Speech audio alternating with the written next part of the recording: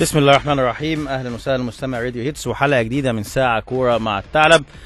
بكلم معاكم طبعا النهارده من بعد ماتش امبارح. الماتش يمكن كل مصر راحت شافت الماتش، يمكن ما كانش في الاستاد اتفرج عليه في التلفزيون. شفنا ماتش امبارح رائع اخراجيا وتصويرا ونقلا وبثا وكل حاجه. اعتقد الماتش امبارح ضاهي احسن الماتشات اللي بنشوفها على القنوات الأوروبية والعربية. امبارح كان بغض النظر لسه كان طبعا فنيات، ولكن نقل المباراة، التغطية اللي كانت موجودة، المراسلين اللي في الملعب شكلهم very presentable، الناس اللي بتتكلم بيعرفوا يتكلموا ازاي، الملعب نفسه والجمهور نفسه كان رائع واكثر من رائع. يمكن كان من قبل الماتش ب4-5 ساعات قاعدين في الملعب، كل الناس بتشجع بتقول مصر، مفيش حد بقى بيقول اهلي ولا بيقول زمالك ولا بيقول حاجة معينة، كل واحد رايح عايز يشجع منتخب مصر. الناس مبسوطه. يعني انا قاعد بتفرج على الماتش امبارح، اللي بيقطع الكره في منتخب مصر تلاقي الناس بتسقف، لدرجه انا قلت معقول انتوا بتسقفوا عشان واحد بيقطع الكره؟ الناس عندها يعني احساس بالوطنيه في الماتش امبارح، وكل الناس رجع احساس تاني ل 2006 و2008 و2010. الناس كلها امبارح بتتفرج على منتخب مصر ومبسوطه جدا بعد الماتش.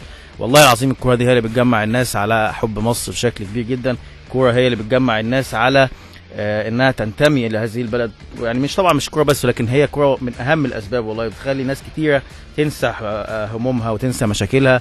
امبارح شفنا يعني الساعه 8 مثلا و5 بعد الماتش يخلص السعاده مع المصريين ازاي، اللي بيكتب على السوشيال ميديا، اللي بيطلع في التلفزيون، اللي ماشي في الشارع، كان الناس وكأن مصر وصلت لكاس العالم. مصر طبعا في خطوه مهمه جدا جدا للصعود لكاس العالم. طبعا هستنى رسائلكم على 8802 وتليفوناتكم على 383-355-961. امبارح ماتش مهم جدا في زي ما قلت لكم في الصعود او خطوه للصعود لكاس العالم 2018 في روسيا. مصر على قمه المجموعه في مباراتين بالعلامه الكامله، 6 نقاط كامله. مع الكونغو بتكسب 2-1 عبد الله السعيد ومحمد صلاح. مع غانا بتكسب 2-0 عبد الله السعيد ومحمد صلاح. ان شاء الله هنلعب اوغندا في اخر شهر 8 اوغندا، وبعديها ب5 ايام اوغندا تاني، ماتشين ورا بعض اخر 8 واول 9 ان شاء الله. دول باذن الله يعني حتى لو خدنا منهم ان شاء الله ناخد منهم 4 نقاط على اقل تقدير، نبقى كده 10 نقط. نكسب الكونغو 13 خلاص، يبقى احنا كده رايحين غانا، يعني على الاقل محتاجين نقطه، ولازم غانا تكسب كل ماتشاتها. فالامور هتكون ان شاء الله باذن الله في صالحنا بشكل كبير جدا جدا جدا. لازم ناخد بالنا من اوغندا اللي هي دلوقتي المنافس لمنتخب مصر. نعم هي في التصنيف الرابع، ولكن متعادله مع غانا في ملعبها، كسبه كونغو في ملعب الكونغو في ملعب اوغندا، وبالتالي نتائجها حتى الان اعتقد انها جيده جدا. لازم ناخد بالنا من كل الناس. امبارح طبعا في نجوم للمباراه بشكل كبير جدا جدا جدا، اسامي كتير هنقولها، ولكن طبعا انا بشوف الجمهور كان عامل اساسي جدا للشحنه المعنويه او الشحن المعنوي اللي كان موجود للعيبه. اول مره اعتقد تشوف 85,000 متفرج موجود في الملعب. عايز اقول ان كوبر امبارح انا شايفه هو راجل المباراه الاول في تشكيله. الناس تقول لي ده لاعب وحش جدا، وايه الاداء ده، وحشين جدا يا حازم، وده مش ده منتخب مصر. لكن عايز اقول لكم حاجه، اهم حاجه لاي مدير فني انه يبقى عارف امكانيات فرقته بجد، ان يبقى مش يعني مش اللي هو مصدق ان الناس دي جامده قوي زي ما بيشوفهم في الدوري المصري. فرق شاسع بين الدوري المصري وانك تلعب فرقه زي غانا او نيجيريا. يعني دي من اهم حاجات، ان بشوف ان كوبر واقعي جدا وعارف بيعمل ايه، ما بياخدش بالهيصه. ده عندنا احسن لعيب في مصر، السفاح والحاوي والمش عارف ايه والكلام اللي بيتكتب علينا احنا في السوشيال ميديا على اللعيبه بتاعتنا. هو عارف ان ساعه الجد اللعيبه دي مع الفرقه الكبيره نوعا ما مش بنفس الحاله الفنيه. في ناس اقوى منك، في ناس احسن منك، في ناس بيلعبوا في دوريات اقوى منك بكتير. فهو على ارض الواقع هو شاف الموضوع ده من غيرنا. ناس امبارح كتير ممكن يقول لك هو ازاي ما طلعش عبد الله السعيد. يعني انا قاعد امبارح اتفرج على الماتش، الناس كلها مثلا عبد الله السعيد لازم يطلع، عبد الله السعيد لازم يطلع، وعبد الله السعيد فعلا في اقل ماتشاته امبارح سبحان الله راح جايب جول في الدقيقه 81. لو اي مدير فني مصري او حد تاني ممكن غير كوبر كان طلع عبد الله السعيد ما بين الشوطين او بالدقيقه 50 او الدقيقه 60، لكن هو راجل ليه نظره وليه شكل. هتكلم معاكم في حاجات هو عملها امبارح من وجهه نظري المهمه.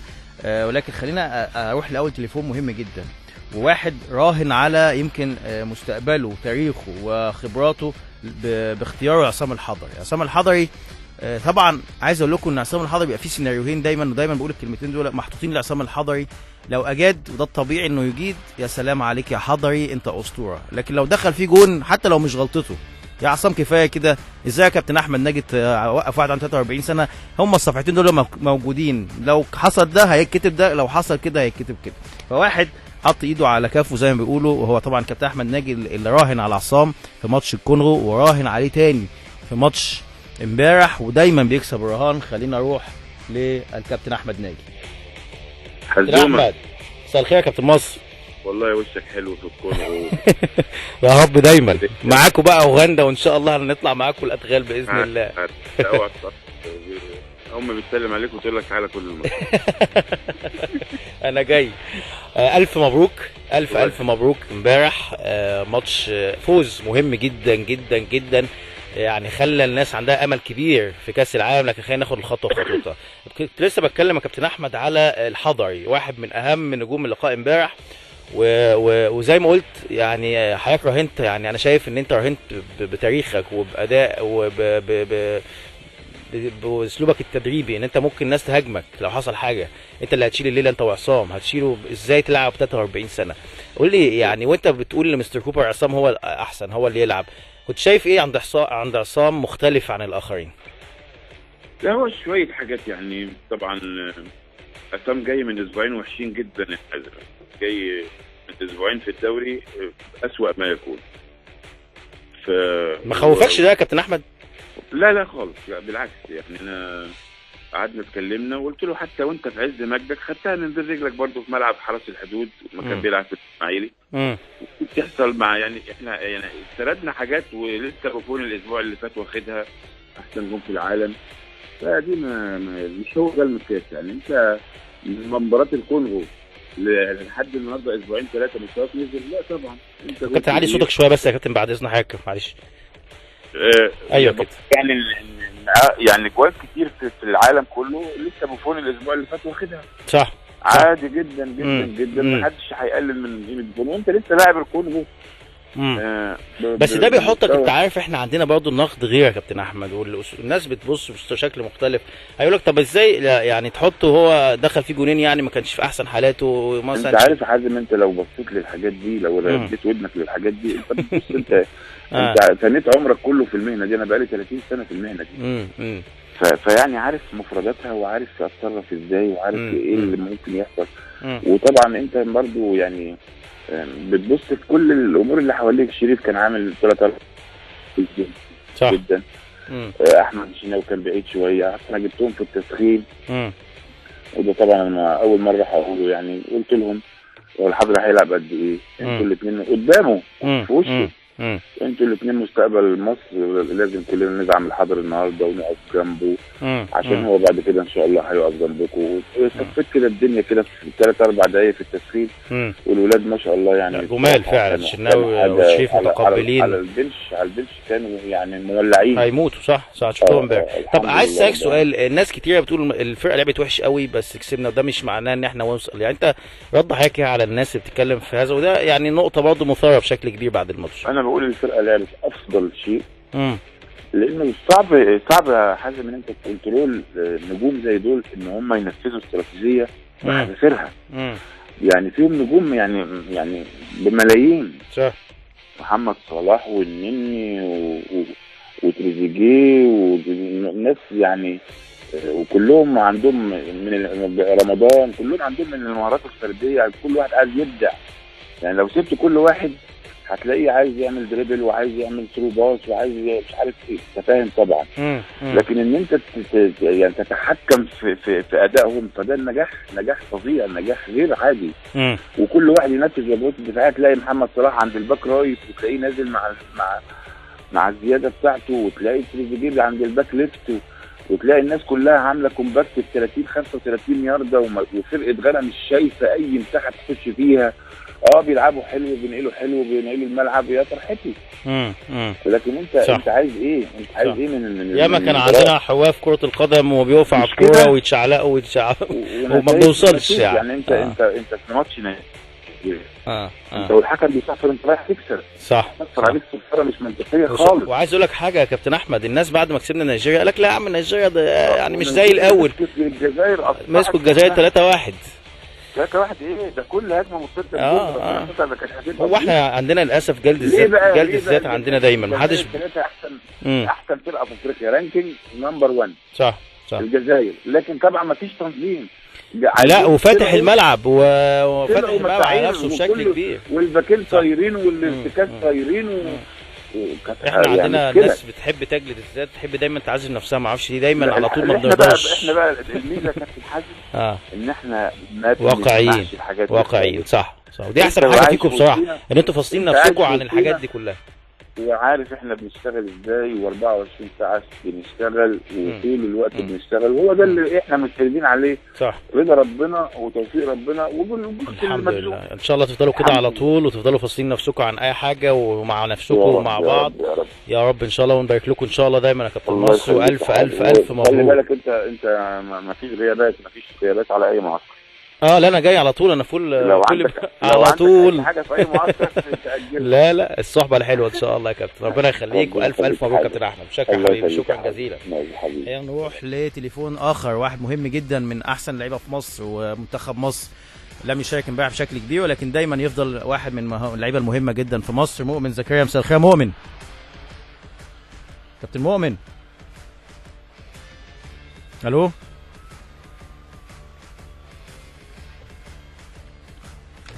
الو مؤمن. طيب السكه قطعت، هنحاول نجيب مؤمن زكريا تاني على التليفون معانا، هيكون معانا دلوقتي برضه عشان نعرف ايه اخبار. خلينا ناخد شويه رسائل من خلال مداخلاتكم معانا. اتمنى اعمل مكالمه معاك يا كابتن، انا موجود يا كريم. كابتن مؤمن مساء الخير. كابتن حازم ازي حضرتك؟ يا خبر ابيض، ازيك يا مؤمن، عامل ايه يا حبيبي؟ الف مبروك ودايما موفق. ربنا يبارك فيك يا كابتن، وبارك للشعب المصري اولا والجهاز الفني وللعيبه ومجلس اداره الاتحاد، وان شاء الله تبقى باذن الله يعني خلاص يعني هانت اهي. شايفها قريبه مؤمن؟ شايف الماتش قريب ان شاء الله؟ يعني انا مش عايز نبالغ في الفرحه، يعني احنا اهو 6 بونت يعني ان شاء الله باذن الله، يعني يعتبر عندنا 3، انا مش حاسبها رابع ماتش، يعتبر عندنا 3 ماتشات دول اهم 3 ماتشات في حياتنا كلنا، يعني حياه الشعب المصري كلهم. عندك اوغندا، بعد كده اوغندا عندك، بعد كده الكونغو، ان شاء الله باذن الله مش تكون محتاج بقى ماتش غانا هناك. طب عايز اقول لك حاجه يا مؤمن، يعني كلمني من خلال ان انت لعيب كنت امبارح موجود في اوضه اللبس في المحاضرات، قول لي يعني كوبر كان معيشكم الاجواء ازاي؟ هل نزلتوا لقيتوا الفرقه زي ما انتم شايفينها كنتوا من خلال المحاضرات اللي موجوده، ولا حاجه مختلفه؟ قول لي شعور، يعني كنتوا شايفين الماتش ازاي؟ لا بص يا كابتن حازم، يعني بصراحه مستر كوبر يعني في خلال مثلا الاسبوع اللي كنا فيه قبل الماتش كان في محاضرات، يعني الراجل كان كمان يعني احسن حاجه فيه ان هو كان شايل الضغط من عليك، كان قال لك استمتع ان الكوره، حاول نمتع الناس اللي بره، ما تبقاش مشدود، الناس كلها عايزه تكسب بس انت اللي هتفرح الناس، فانت اللي تبقى هادي من جوه، ما تبقاش مشدود مع الناس مع الجمهور، وتجري في اي حته، تبقى متماسك في مكانك هادي محتفظ بالكوره. دي اول حاجه. تاني حاجه كان بيتفرج على فرقه غانا وبيحفظ كل واحد هيعمل ايه، واللي بيلعب عليه، واللي من ناحيته ازاي هيعمل، واللي من ناحيه ثانيه ازاي هيعمل، واللي في نص الملعب، واللي في الفيرود. لا كان يعني محفظ كل واحد هيلعب هيعمل ايه. ومش يعني مش ال11 كمان، يعني كل واحد في مركزه 2 كان بيتكلم كله، مش بيتكلم واحد. طيب ده كمان طبعا كويس. قول لي وانت قاعد بره وشايف الشوط الاول وكان مثلا احنا مضغوطين شويه او مش ماسكين كوره، كنت شايف الماتش ازاي؟ كنت حاسس ان احنا ممكن نكسب، ولا شايف الماتش صعب علينا، او شايف هم احسن، شايف احنا بنلعب فايقين مش فايقين؟ شايف الصوره ازاي من على دكه البدلاء وانتوا قاعدين تتكلموا مع بعض؟ انت دايما في كلام كتير بيبقى دايما على الدكه وانت قاعد تتفرج. بص يا كابتن، اصعب لحظه عليا بعد الجون، عايز الماتش يخلص، اول جون صراحه لا التوتر ده غير طبيعي. يعني انت 0-0 ماشي، ممكن تخطف في اي وقت، 1-0 خلاص، يعني انا بنت الماتش يخلص، دي بيبقى ضغط عليك اكتر. حتى في الملعب الناس يعني اللعيبه كتر خيرها ان هي عايزه تفرح الناس، غصب عنك كل شويه عماله ترجع عماله ترجع مش بس اللعيبه ولا هي عايزه تحافظ. وكمان انت بتلاعب تيم كويس جدا غانا، يعني من احسن ناس في افريقيا واحسن ناس كمان في اوروبا. صح. الدوري الانجليزي يعني مش بتلاعب منتخب سهل.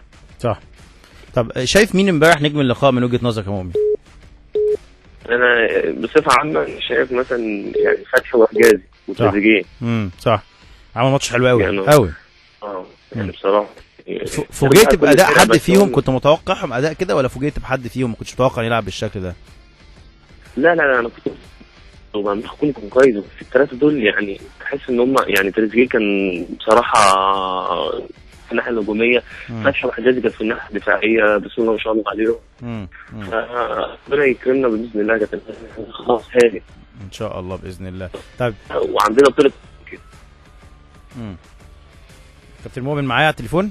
الصوت قطع. ايوه الو. ايوه كابتن مؤمن. طيب خلينا نروح برضه لحته ثانيه، يعني برضه النادي الاهلي شايف السنه دي مع كابتن حسام البدري، يمكن اول مره كابتن حسام يمسك النادي الاهلي وانت موجود في قول لي ايه الفرق كده ما بينه وبين مارتن يول؟ الفرق مع كابتن حسام، اسلوب اللعب عامل ازاي؟ لا انا من الصعب علي ان انا مثلا اكلم فني، يعني انا لعيب، فمن الصعب علي ان انا اكلم مدير فني. لا يعني قصدي انت كلاعب علاقه يعني مرتاح في الطريقه، الشكل، الاداء الفني والتكتيكي. اكيد هو كابتن حسام بيلعب زي خدة برضه مستر مليون، فهي 3-1، فكل مدرب له طريقه، وانت مع مدرب ومع نفس الطريقه. طب برضه عايز اسالك سؤال مهم. في ناس مثلا بتنقد فيك، انت بتوصل الجون كتير لكن بتضيع كتير، هل الكلام ده واصل لك ولا انت شايف لا انت الموضوع لا ما بتضيعش وانت بتجيب جوان كتير؟ في مصر هنا بياخدوا اللقطه. الصوت بيقطع. كابتن مؤمن معانا على التليفون، الصوت بيقطع. الو. طيب هنحاول نجيب كابتن مؤمن تاني معانا، السؤال ده مهم جدا. انا بشوف مؤمن من اكتر اللعيبه اللي بتتحرك كويس جدا جدا في مصر، وبيتحرك كويس من غير كوره وبالكوره. لكن كنت عايز اسمع رده، لكن ان شاء الله نحاول نوصل له تاني. هناخد مكالماتكم ورسائلكم طبعا على 8802 ومكالماتكم على 383356961، لكن خلينا نطلع لفاصل ونرجع نكمل كلام. اظبطها وعليها.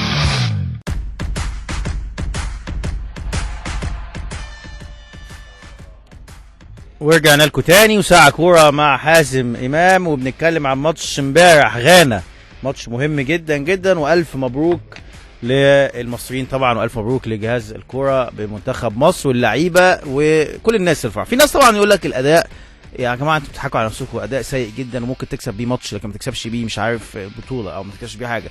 طيب عايز اقول للناس دي مع احترامي طبعا كل واحد له وجهه نظر، زي ما دايما باكد ان كلنا لنا وجهات نظر، لكن خلينا نكون واقعيين. هل مصر لما لعبت نيجيريا في نيجيريا الناس كانت مبسوطه بالاداء؟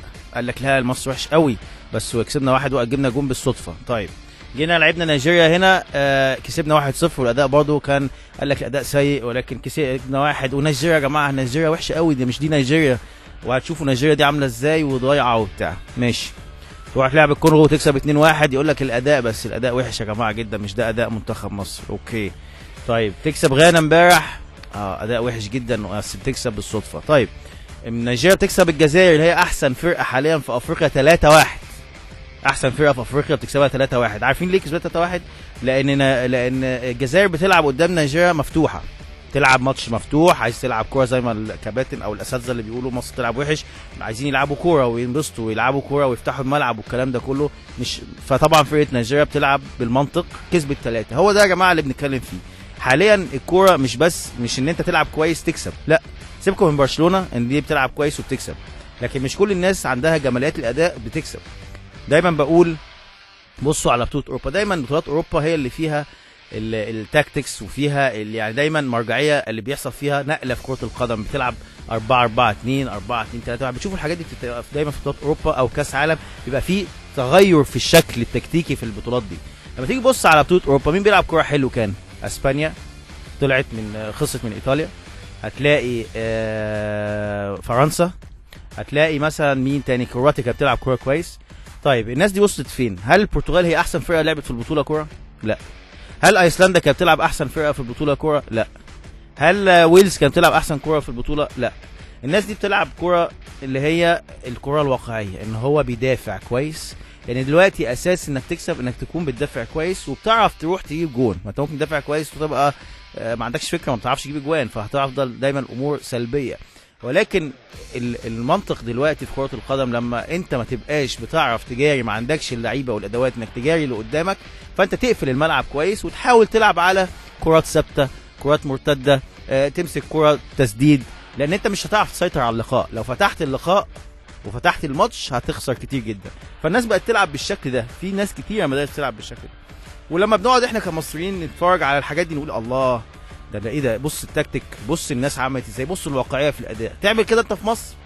لا، احنا وحشين قوي، فرقه ضايعه، الفرقه ما عندهاش فكره. ده احنا وحشين فعلا امبارح. نص ملعب انا شايف من اقل خطوط الوسط اللي هي يعني خلت الاداء هجوميا سيء، لان كل شويه ميس باس. طبعا معاكم وايدوا في الشده، ولكن الميزه اللي عندنا دلوقتي ان احنا عندنا خط دفاع قوي. امبارح علي جبر وحجازي وفتحي وعبد الشافي رائعين الاربعه. طبعا فتحي عالمي مع ايتسو، وحجازي رغم ان هو مده قليله جدا بيلعب فيها لكن امبارح كان في احسن وقت ليه. جبر امبارح هو وحجازي كل الكره العاليه واخدينها. طبعا عايزين برضو نقول ان احنا كويس، حظنا حلو ان جان ما كانش موجود، ان الفرقه دي ينقصها راس حربه تقليدي او طبيعي او واحد زي جان، ده ساعدنا طبعا بشكل كبير. لكن انا نفسي اسال سؤال، هل منتخب مصر ده مثلا كان البرازيل او الارجنتين اللي هو بقى طول عمره بيمتعنا كوره وبيمتعنا نتائج وبنوصل كاس عالم كل مره، فدلوقتي بقى بس الاداء وحش ولكن النتيجه هي اللي بنكسبها فاحنا مش راضيين؟ هل مثلا تاريخنا الكروي في كاس عالم دايما عندنا ماتشات رائعه في كاس العالم، بنلعب كوره رائعه مثلا الناس كلها عارفه الكوره المصريه على المستوى انها كوره جميله مثلا؟ انا ما اعرفش الناس بتتكلم، طبعا كل واحد من حقه يتكلم، لكن قصدي ايه المرجعيه بتاعتنا؟ ان احنا بتلعب هنا ماتشات نكسب افريقيا في الدوري في بطولات الشامبيونز ليج الافريقي، هي دي المرجعيه بتاعتنا احنا بنلعب كوره كويس؟ يا جماعه الكوره بتختلف، العالم بيختلف دايما. بصوا للجانب الايجابي. ما اعرفش ناس دايما سلبيه، يعني في ناس كتيره سلبيه. يعني انا واحد باعت لي طبعا كل التقدير ليه، لكن واحد بيقول لي مصر مش هتوصل لكاس العالم اراهنا كابتن حازم. ليه يا استاذ؟ مع طبعا احترام لرايك طبعا، لكن ليه؟ طيب والناس بتوع غانا دول يعملوا ايه اللي في اول ماتشين واخدين نقطه واحده؟ يعني ليه ما عندكش امل انك توصل؟ لعبنا مش كويس. طب بص كده على الراجل كوبر. لا، اولا طلعنا افريقيا بعد 3 بطولات ما بنطلعش، بقينا اول مجموعه في مجموعه صعبه جدا والناس قالت لك مصر صعبه تفصل. كل ده انت مش متفائل ليه؟ شايف دايما عندك ليه نقص ان انت ما توصلش كاس عالم؟ هي توجو لما راحت كاس عالم كانت احسن فرقه بتلعب كوره؟ هي انجولا لما راحت كاس عالم كانت احسن من مصر ساعتها وهي بتلعب كوره؟ مصر كانت احسن في 2010، كانت مصر احسن في 2006، كانت مصر احسن، لكن ما بتوصلش كاس عالم. مش شرط دايما ان الكوره، انا عارف المصريين بيحبوا الكوره الجميله والكباري والسبعات والحاجات اللي بنشوفها بنحب الكلام ده كله، لكن ده ما بياكلش عيش مع احترامي الشديد. يعني انا قلت امبارح كنت في استوديو التحليل امبارح، قلت كان عندنا لعيبه حواه وبيقفوا على الكوره وبيتنططوا على الكوره وبيعملوها بحواجبهم وبراسهم، ولكن ما وصلناش كاس عالم. بما فيهم الجيل بتاعي كان جيل عظيم جدا، انا بشوف ان الجيل بتاعنا كان جيل عظيم جدا، لكن ما عرفناش نوصل كاس عالم. ممكن تلعب جيل اقل منك فنيا لكن اكثر منك التزاما في الملعب، عندك مدرب ممكن يكون عنده وعي وعنده شكل بيلعب بيه، وانا هقول لكم عمل ايه امبارح، نقاط مهمه جدا اللي خلانا نكسب اللقاء ده. خلينا نطلع لفاصل ونرجع نكمل كلام. واخر لينك معاكم النهارده بنتكلم عن منتخب مصر. عايز اخد بعض الرسائل معانا النهارده، ناس كتير بتتكلم طبعا. يا استاذ حازم نظريه ارجو الاجابه عليها، اللعب بطريقه دفاعيه وخطف الفوز ام العب بطريقه جماليه وعدم الوصول للهدف مع الفارق الفني والبدني المهاري؟ الحمد لله وشكرا. تحياتي محمد زينهم. انا موافقك تماما يا محمد، ياما لعبنا كره حلوه وما وصلناش لحاجه. خلينا نشوف الكره الحديثه يعني او التكتيكيه او الواقعيه. طيب خلي بالكم موضوع انك تلعب حلو قوي وتكسب زي ما قلت لكم، هي فرق معينه صعب قوي انك تفرض على فرق اقوى منك انك تلعب معاها حلو وتفتح الملعب، هتخسر او يخش فيك اجوان كتير على فكره. طيب حبيبي يا حازم، انا عاوز اكلمك، كلمني. محمد مندي، والله يا محمد كلمنا. ازيك يا حازم؟ الناس نزلت الماتش امبارح وبوظت الصوره الحلوه، شفت صراحه بيجي منه، والله العظيم انا معاك. انا ما اعرفش ايه الناس دي كلها، يعني انا كان نفسي اللعيبه تقعد بعد الماتش تحتفل مع الجمهور.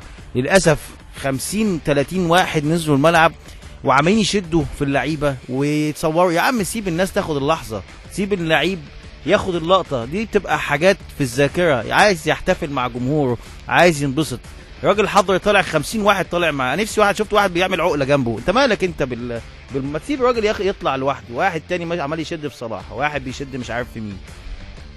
الاساتذه مع احترامي طبعا اللي كان المصورين تحت طبعا ليهم كل التقدير على شغلهم، لكن انت شغلك التصوير مش انك تصور مع اللعيبه.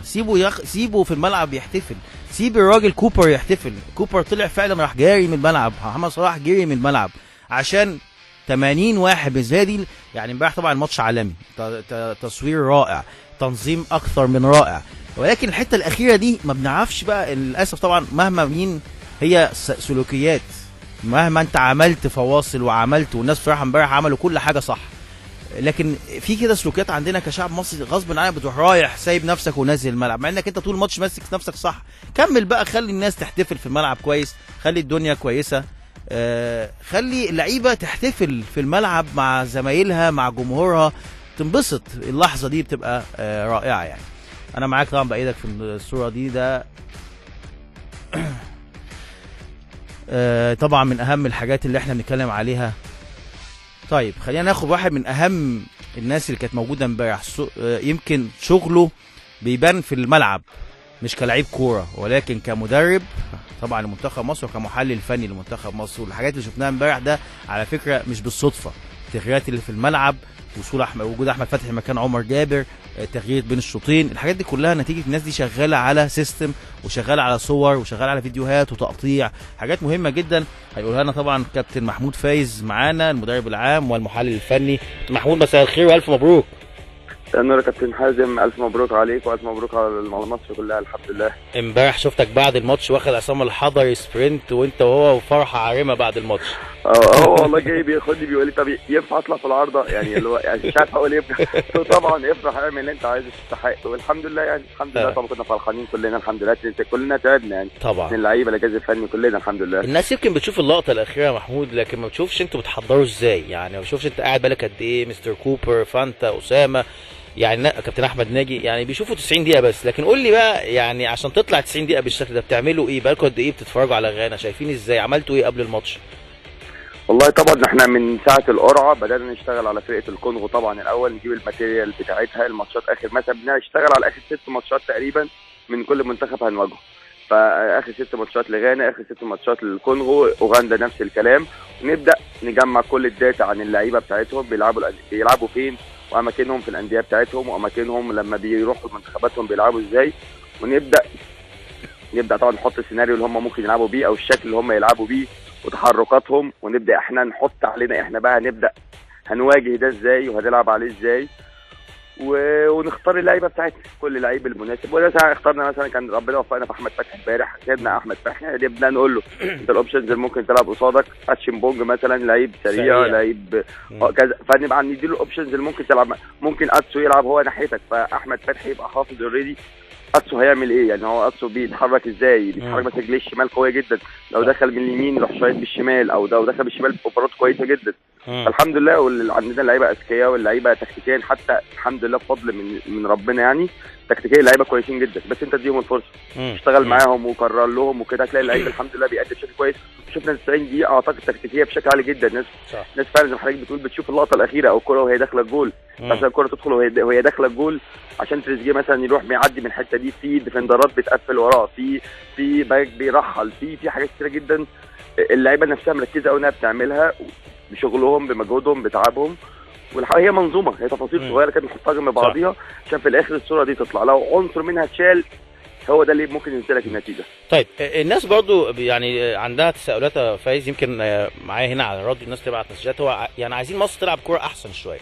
هل الاوبشن ده موجود ان ممكن مع الوقت مثلا نص ملعب يتحسن؟ يعني امبارح كان نص ملعب في بعض المشاكل في الباص شويه او في نقل الهجمه شويه، انت شايف كده ولا شايف لا ده هو ده احسن حاجه عندنا دلوقتي؟ لا طبعا احنا كنا بنلعب على طول ان احنا عايزين نحسن من نفسنا، احنا كل مباراه من الثانيه كل مباراه من الثانيه عايزين طبعا نحسن من ادائنا، يعني حتى اللعيبه الموجوده في نص الملعب امبارح لو حضرتك شفتهم من نني ولا طارق وحد يختلف عليهم او عبد الله السعيد او بس احنا بنعتقد او اعتقدنا ان في اول ربع ساعه بالذات اللي هو اللي فقدنا الكره بشكل كبير جدا، فقدنا نص الملعب. ممكن كان من الضغط العصبي اللي على اللعيبه بقى لهم 3-4 شهور عمالين يسمعوا الانتقام، 6-1 لازم ننتقم، بعد كده حلم 90 مليون، بعد كده نشيل احنا حمل 30 سنه فاتت ما وصلناش فيهم كاس العالم، هم الجيل ده هو اللي هيشيله دلوقتي. فممكن يكون ده اثر يعني. حتى الجماهير، حتى وجود الجماهير امبارح طبعا مساعدهم كان عامل مهم جدا ومساعد جدا. لكن تخيل لعبتنا احنا بقى لهم كام سنه ما بيلعبوش بجماهير، زي لعيبه الاهلي والزمالك يا كل سنه مره يلعبوا ماتش في افريقيا او حاجه بجماهير، مش العدد ده كله. فاعتقد كلها كانت عوامل، على عكس بقى لعيبه غانا لو تبص لها لعيبه تقيله جدا تلعب في اكبر دوريات في العالم، تكتيكيا منظمين جدا. هو لا فارق معاه الجمهور ولا فارق معاه القصه دي خالص، لا بيلعب اللعب بتاعه، لعيبه مهاريه اقوياء بدنيا. فلو يعني احنا لو هنجاريهم او عايزين نجاريهم بدنيا ومهاريا وبالسرعه وكل ده، اعتقد احنا اللي هنخسر. يعني احنا اذكى ممكن، لكن في القوه في السرعه هم اعتقد اقوى، يعني هم لعيبه اقوى بكتير جدا مننا. فاحنا حاولنا نحط التاكتكس بتاعنا اللي تقدر تكسب بيها 3 نقط. يعني حتى لو سالت يعني كان امبارح حسب كلام مستر كوبا، خلاص اوكي نبدل مع غانا، ياخدوا هم ناخد احنا امتلاك الكوره والباصات والصعوب والحاجات اللي هم عملوها، وياخدوا هم 3 نقط. ده يرضي الشعب المصري ولا كان طيب. طبعا انا معاك يعني قلبا وقالبا، لكن في ناس انت عارف احنا في ناس ما بيعجبهاش العجب يا محمود، ويعني والناس عايزه الكمال، يعني الكمال اللي لوحده طبعا. لكن يعني يقول لك مصر الكوره المفروض تبقى احسن من كده، المفروض نمسك الكوره اكتر من كده. طبعا انا شايف لسه كنت بتكلم، ما اعرفش انا كنت سامعني ولا كنت بتكلم ان دلوقتي الكوره انت البرتغال كسبت البطوله وهي مش احسن فرقه بتلعب كوره، لكن هي احسن فرقه بتدافع كويس وبتلعب تاكتكس كويس. فدلوقتي ان يعني الكوره اللي بيمسك كوره ويلعب كوره حلوه وبيكسب مش كل الفرق. هتلاقي مثلا برشلونه، ريال مدريد، مش كل الفرق بتعرف تعمل الامكانيات دي. لكن خلينا امبارح برضه اقول حاجه تفصيله كده صغيره. عبد الله السعيد يعني ناس كتير كانت قاعده عبد الله مش في حالته الطبيعيه، لكن في صبر عليه بشكل كبير جدا. ليه يعني صبرته لغايه لما جاب جون سبحان الله يعني، وختم ختموها مسك زي ما بيقولوا. طبعا بص حازم، بالنسبه لموضوع عبد الله السعيد او ابراهيم صلاح زمان وقت نيجيريا، او ساعات محمد النني، او يعني في لعيبه كده الناس بتبص. يعني حضرتك يعني انت كمشاهد او الناس المشاهدين طبعا حضرتك، لا انا حتى لما هنقعد مع بعض قريب ان شاء الله هوريك شغل عبد الله السعيد، هوريك شغل عمر جابر الماتشات قبل كده، هوريك شغل ابراهيم صلاح. الناس بتبص على في كاميرا التلفزيون ورا الكوره، بتيجي ورا الكوره رايح ناحيه اليمين، هو بيجي بيبص ناحيه اليمين، هو مش شايف عبد الله السعيد بيعمل ايه. يعني هو مش شايف مثلا اللعيبه، هو الهجمه مثلا اتقطعت مننا في نص الملعب، مش شايف تحرك عبد الله السعيد. لعيب ذكي جدا جدا، بيروح في المساحه ويغطي، يروح في المساحات اللي ممكن فاضي هم يلعبوا فيها، يتحرك فيها بشكل ممتاز ويقفل عليهم. فهو بنسبه كبيره تكتيكيا ممكن احنا نتقبل ان اللعيب يغلط في باس، يغلط في كوره، يعني كوره ممكن دي اوف ممكن كده، لكن تكتيكيا هو لعيب عالي جدا جدا، بينفذ بشكل بصراحه. معلش انا هقطعك في الحته دي. يعني انت بالنسبه لكم التحركات الدفاعيه اهم من التحركات الهجوميه بالنسبه مع عبد الله مثلا؟ لان مثلا عبد الله امبارح كان في عنده ميس باص شويه كتير مثلا، لكن هل ده بيغطيها ان هو بيدافع كويس، بيقفل مساحات كويس؟ يعني هل دي انتوا بتفضلوا ده عن ده؟ لا مش كده التفضيل، احنا بنعمل التوازن بين الاثنين، عايزين نعمل التوازن ان احنا نلعب كوره حلوه ونوصل للجول ونسجل ونهدف، وفي نفس الوقت نعمل التوازن، محتاجين اللاعب اللي يقدر يدافع لنا بشكل كويس، خاصه قصاد منتخب قوي زي منتخب غانا. احنا لو كنا جايين منتخب غانا وفتحنا الخطوط والكلام ده، اعتقد النتيجه هتبقى مختلفه جدا عن مباراه امبارح، وكنا برضه الناس كانت بقى ممكن موتنا كلنا في ميدان عام. فاحنا تفكيرنا غير تفكير الجماهير شويه. خليكم كده احسن. طبعا هو مثل كوبا كمان، او احنا الحمد لله كجهاز فني مش بنوصل له كل حاجه. حتى لما الراجل بيمشي في الشارع الناس تطلب منه بعض اللعيبه، هو الراجل بتقول له روح هاجم واعمل وكده، هو الراجل بيبص بيقول ما هو انا المسؤول في الاخر، ما انا لو سمعت كلامهم وبرضه لو خسرت ما هتقطع برضه، يعني ما فيش. فالراجل احنا بنعمل شغل احنا مقتنعين بيه، وبنحاول نحلل ونذاكر وحسب الظروف الموجوده. ما تنساش يا حازم ان احمد فتحي وعصام الحضري الوحيدين اللي لعبوا بطوله افريقيا من اللعيبه دي كلها، والمحمدي تقريبا. احنا لسه بنبني فريق. محمد صلاح والنني اللي هم يعتبر ما لعبوش لسه في افريقيا، ما لعبوش لسه، يعني اول بطوله يوصلوها بطوله افريقيا السنه دي. فاحنا محتاجين صبر شويه على اللعيبه، واعتقد مع الوقت يعني احنا حد يقدر يشوف في مهاره النني، حد يقدر يشوف في مهاره طارق حامد، عبد الله السعيد. ممكن امبارح كان الضغط اللي عليهم، الشحن اللي كان زياده قوي، هو ده اللي قلل شويه جوده الباس، وده احنا مش قلقانين منه. يعني ده هيجي مع الوقت ومع الثقه ومع ماتشات زياده ومع ثقتهم في نفسهم. اعتقد ان شاء الله بنسبه كبيره جدا هنقدر نوصل عايزين. باين ان احنا امبارح بعد الماتش يعني مستر كوبر كان بيقول لي كنت نفسي نعمل اللي احنا عملناه في مباراه الكونغو او المباراه قبل كده، كان نفسي كوره حلوه بننقل الكوره حلوه. يعني انتوا كنتوا حاسين، يعني انت مستر كوبر وانتوا حاسين ان انتوا مصر ما لعبتش الكوره اللي انتوا نفسكم فيها برضه، بس الحمد لله. طيب ده كلام مهم جدا. بشكرك يا كابتن احمد، شكرا كابتن محمود، شكرا جزيلا. كابتن محمود فايز طبعا المدرب العام والمحلل الفني، بشكرك يا حبيبي شكرا جزيلا، والف الف الف مبروك.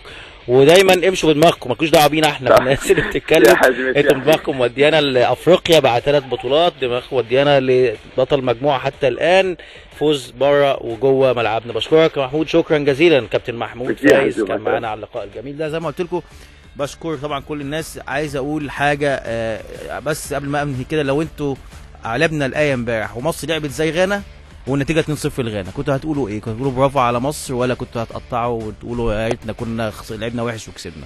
بس كده بشكرك شكرا جزيلا. بشكر اعدادنا طبعا، وبشكر اسلام على الميكسر، واسيبكم مع اغنيه يمكن مودي حلو النهارده،